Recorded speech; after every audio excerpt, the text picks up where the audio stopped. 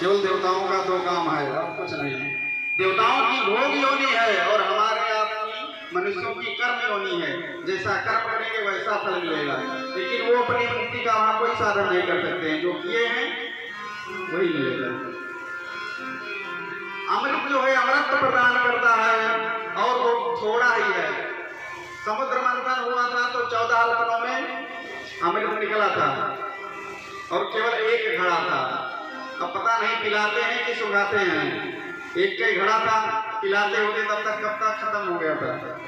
तो केवल सुखाते हैं, पिलाते भी नहीं है। लेकिन भगवान की क्या गाथा सुधा कि हरि अनंत हरि कथा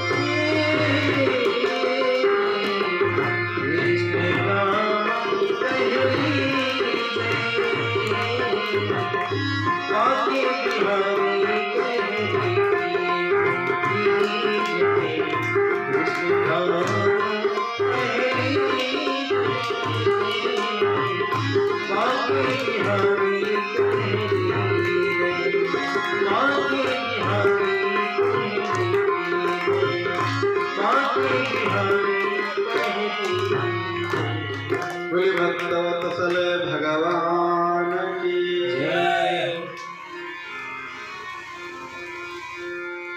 तो इस प्रकार नैमिषारण्य की पवित्र पावन धरा पर सौनक आदि 88,000 ऋषियों को सूत जी महाराज कथा सुना रहे थे। तो सूत जी से सौनकादि ऋषियों ने कहा, महाराज अब हमको ये बताइए कि ये कथा कब सुननी चाहिए, कुछ नियम वगैरह हो तो बताऊंगा। कहते हैं महासाना नियमो नात्र दिनाना नियमो बिना सदा सेव्यम देवी भागवतम नरै देवी भागवतम नरै। कहते हैं किसी महीने का कोई विधान नहीं है, कोई सी दिन का नहीं है। यस्मिन् कस्मिन् दिने श्रद्धा भक्ति समन्वितः, श्रद्धा और भक्ति से समन्वित होकर के किसी भी दिन किसी भी महीने में हम भगवान की कथा को सुन सकते हैं। सदा सेव्यम श्रीमद् भागवतम कथा, हमेशा भगवान की कथा को सुन सकते हैं। लेकिन विशेष रूप से कहते हैं वर्ष भर में, साल भर में 4 नवरात्र होते हैं, 2 गुप्त और 2 प्रकट। तो कहते हैं आश्विने मधुमासे वा तपो मासे शुचौ तथा आश्विन चैत्र माघ तथा आषाढ़, ये 4 नवरात्र हैं। तो आश्विन और चैत्र ये 2 प्रकट हैं, माघ तथा आषाढ़ ये गुप्त नवरात्र हैं। तो कहते हैं इन चारों नवरात्रों में यदि देवी भागवत महापुराण का श्रवणपान किया जाए विधि विधान के साथ तो विशेष पुण्यदायी होता है। बाकी कथा भगवान की हम देवी जी की कभी भी सुन सकते हैं। कहते हैं अच्छा महाराज जी ये बताइए कि कैसे कैसे पापों का कल्याण होगा, इसके विषय में थोड़ा बताना।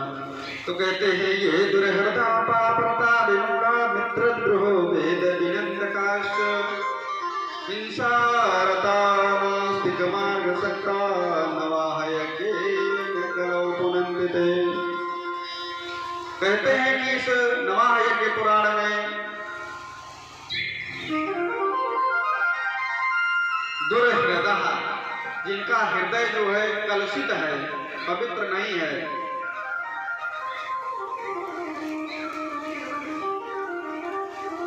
हमेशा किसी का अपकार करने के विषय में सोचते रहते हैं कि भले ही हमारा काम बिगड़ जाए लेकिन पड़ोसी का काम ना बनने पाए।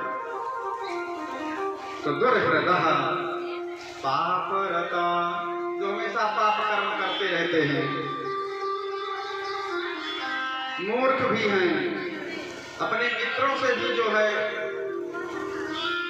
द्रोह करते हैं, मित्रों से भी नहीं बनती है, यहाँ तक कि वेद की निंदा करते हैं, भगवान की निंदा करते हैं, हिंसा करते रहते हैं, मार काट लूट आदि में लगे रहते हैं, भगवान को भी नहीं मानते हैं, नास्तिक हैं। यदि ऐसे व्यक्ति भी 9 दिन तक मन वचन कर्म से देवी जी के चरणों में बैठ करके कथा को सुनेंगे तो उसका भी जीवन मंगलमय हो जाएगा।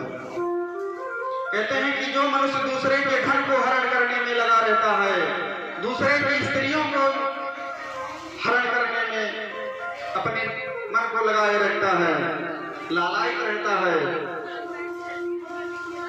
गाय ब्राह्मणों की निंदा करता है, उनको सताता है, ऐसा व्यक्ति भी यदि कथा सुनता है तो उसका भी जीवन मंगलमय हो जाता है। जो कभी तपस्या नहीं किया है, कोई व्रत नहीं किया है, एकादशी, गणेश चतुर्थी, रामनवमी, कोई व्रत नहीं किया है जीवन में, किसी तीर्थ में नहीं गया है, कोई दान नहीं किया है, कोई सत्कर्म नहीं किया है, तो यदि कथा को सुनेगा तो उसका भी जीवन मंगलमय हो जाएगा।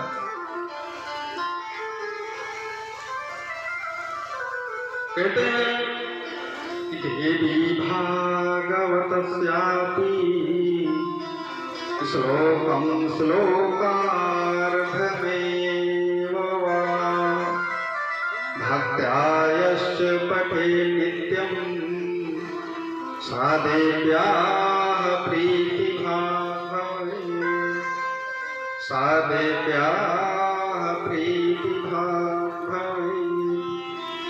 जो मनुष्य प्रतिदिन श्रीमद् देवी भागवत के एक श्लोक का पाठ करता है श्रद्धा भक्ति के साथ, यदि एक श्लोक का पाठ नहीं कर पाता है तो आधे श्लोक का भी पाठ करता है तो वो भी जगत जननी मां जगदम्बा का कृपा पात्र हो जाता है। ऐसी इसकी गरिमा है, ऐसी महिमा है। बोले देवी भागवत महापुराण की। कहते हैं जो महामारी से उत्पन्न उपद्रवों से परेशान है, जैसे उल्कापात, भूकंप, अतिवृष्टि, अनावृष्टि, ऐसे उत्पातों से भी रक्षा करती है।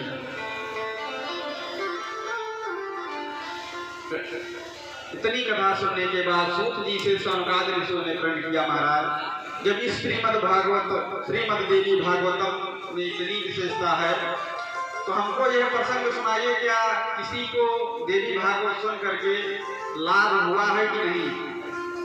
भाई हम संसार में ही घटा कर देख लें, जैसे हम किसी डॉक्टर के पास गए, हमको वहां पर उस बीमारी से फायदा हो गया, हमको आराम हो गया, तभी हम दूसरे को बताते हैं।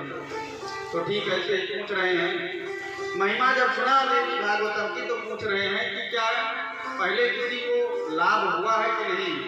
यदि कोई कथाना हो तो हमको सुनावें। तब सूत जी से सौनकादि ऋषियों से सूत जी महाराज कहते हैं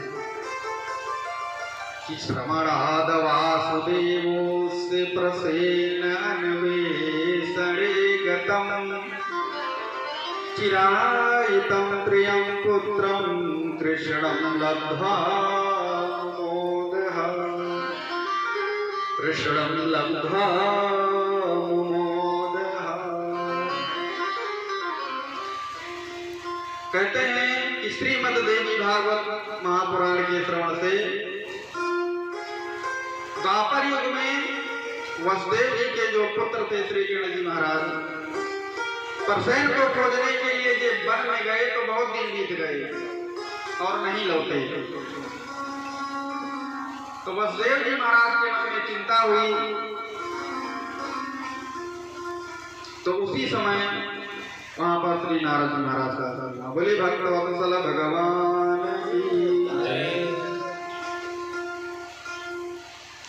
की पुत्रो लभते पुत्रं दरिद्रो धनवान भवेत् रोगी रोगात् प्रमुच्येत श्रोता भागवतामृतम्। कहते हैं जिसके पुत्र नहीं है उसको पुत्र की प्राप्ति हो जाएगी, जो दरिद्र है वो धनवान हो जाएंगे, जो रोगों से युक्त है वो रोगों से मुक्त हो जाएंगे। ऐसी इसकी महिमा है। और कहते हैं कि जिस घर में श्रीमद् देवी भागवत महापुराण की पूजा होती है तद्गृहं तीर्थभूतम्, वो घर जो है तीर्थ के समान हो जाता है। वस्तान पापनाथम, और उसमें जो परिवार रहता है, जो मनुष्य जो भक्त रहते हैं, वो सभी पापों से मुक्त हो जाते हैं। ऐसी गरिमा, ऐसी महिमा है। कहते हैं कि जो मनुष्य अष्टमी को अथवा नवमी को अथवा चतुर्दशी तिथियों में श्रद्धा पूर्वक इसको पढ़ता है या सुनता है तो परम सिद्धि को प्राप्त करता है।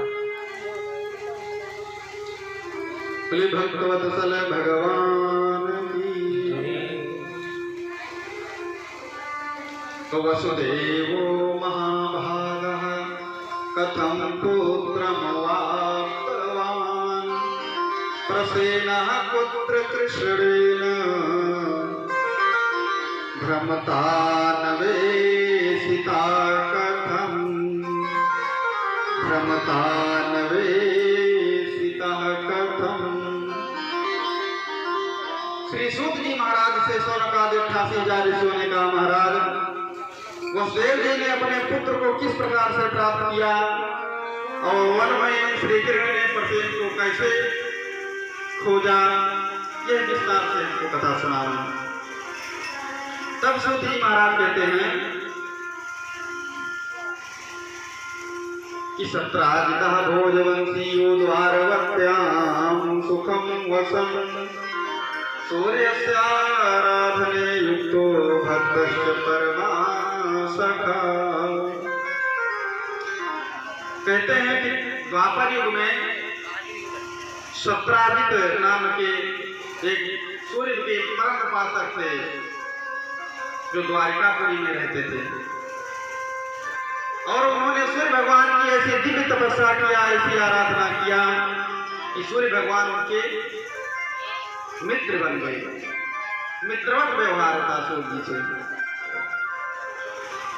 जब सूर्य भगवान की आराधना तपस्या किया तो सूर्य भगवान प्रसन्न हो गए। तस्मै प्रेतिश्च भगवान समन्तक मणि ददौ, और सूर्य नारायण प्रसन्न होकर के सत्राजित को एक मणि दिया जिसका नाम था समन्तक मणि। तो उसकी क्या विशेषता थी कि वो 8 भार सोना प्रतिदिन देता था। 8 भार का मतलब लगभग 200 किलो।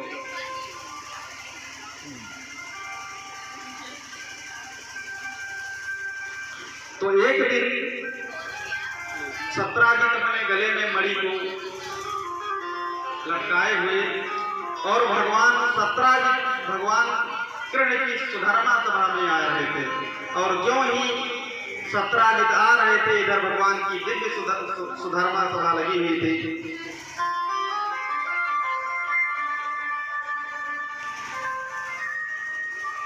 तो लगा कि जैसे सूर्य नारायण साक्षात इस धराधाम पर पधार रहे हैं, इतना दिव्य प्रकाश था। आने लगे तो सभासदों ने कहा, हे दीनबंधु दीनानाथ, हमको लग रहा है कि सूर्य नारायण साक्षात आज इस पृथ्वी पर उतर आए हैं।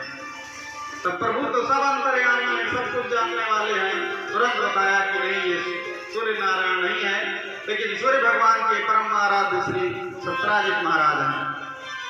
आए बात दरगाह में से स्वागत किया, उठाया। तब जो सभासद थे उन्होंने कहा कि एक कीमती चीज है, यदि तुम इस मणि को द्वारिकापुरी में दे दो तो राज्यकाल बढ़िया भरपूर तरीके से चलेगा। तो सत्राजित ने कहा, नहीं, हमने इसे उग्र तपस्या करके सूर्य नारायण को प्रसन्न किया है और मैं इसे किसी को नहीं दूंगा। ऐसा कह करके और चले गए। श्री सूत जी महाराज सबकादियों से कहते हैं कि इस मणि की एक और विशेषता थी कि ना तत्र मारी दुर्भिक्षम नोपसर्ग भयं क्वचित यत्रास्ते सा मणिर्नित्यं अष्टभार सुवर्णवः। जहाँ पर यह मणि रहती थी, इसकी विधिवत पूजा होती थी, तो वहां पर किसी प्रकार की कोई महामारी नहीं होती थी, अकाल नहीं पड़ता था, कोई अन्न से नहीं मरता था, वहां पर ना भूकंप आता था, ना कोई प्राकृतिक आपदा आती थी, ना अतिवृष्टि होती थी, ना कम वृष्टि होती थी। वहां सब प्रकार से अनुकूलता रहती थी। तो कहते हैं उसी मणि को एक दिन जो सत्राजित का भाई था प्रसेन जी, उसने मणि को कंठ में धारण किया और घोड़े पर सवार होकर के सिंधु देश में चल दिया। जब वहां पर गया तो एक सिंह ने उसको मार करके मणि को ले लिया। मणि को ले लिया शेर ने, और शेर उधर जा रहा था तो वहीं पर जामवंत जी महाराज की गुफा थी। जामवंत जी महाराज ने देखा कि एक कीमती मणि एक शेर के पास है, तो शेर को जामवंत जी ने मार दिया और मणि स्वयं ले लिया। इधर जब कई दिन बीत गए, इसका भाई नहीं आया प्रसेनजित, तो सत्राजित ने कहा लोगों से कि हमको लगता है कि भगवान कृष्ण की सभा में सभासदों ने कहा था कि ये मणि जो है कन्हैया को दे दी जाए द्वारिकापुरी में राजकोष में, तो राज्य सम्यक रूप से चलेगा। और हमने मणि देने से इनकार कर दिया तो हो ना हो कन्हैया ने ही, श्री कृष्ण ने ही हमारे भाई का जो है वध करवा दिया होगा मणि के लालच में। क्योंकि अब धीरे धीरे ये बात भगवान के पास तक पहुंच गई कि खैर खून खांसी खुशी बैर प्रीति मदपान रही मन दावे ना दबे जानत सक